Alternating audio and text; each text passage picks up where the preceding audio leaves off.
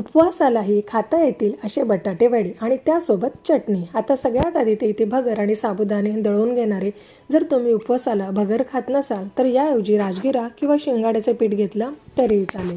नंतर त्यात लाल तिखट आणि मीठ टाकायचं आहे, नंतर जिरं आणि हे देखील टाकून मिक्स करायचं आहे। आता यात मी कोमट तेल टाकलेलं आहे आणि सर्व व्यवस्थित मिक्स करून आवश्यकतेनुसार पाणी टाकून असं बॅटर तयार केलं आहे। नंतर आता इथे उकळलेला बटाटा मी किसून घेतलेला आहे आणि हिरवी मिरची आणि कोथिंबीरची पेस्ट टाकलेली। नंतर शेंगदाण्याचं कूट आणि लिंबू आणि मीठ टाकून याचा घट्टसर असा गोळा तयार करून घेतलेला आहे।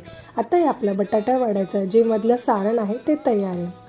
आता अशा प्रकारे हातात आवश्यकतेनुसार लहान किंवा मोठा असा गोळा करून घ्यायचा आहे आणि आपले बटाटे वडे अशा प्रकारे तयार करून घ्यायचे। आता तेल देखील गरम झालेलं आहे।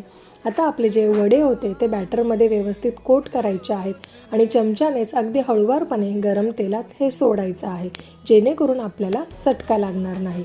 नंतर अशा प्रकारे वरून यावर तेल टाका, म्हणजे अतिशय कुरकुरीत असं आपलं वरचं कव्हर तयार होतं। आता हे वडे तयार झालेले आहेत। आता यासोबत चटणी आपण करणार आहोत।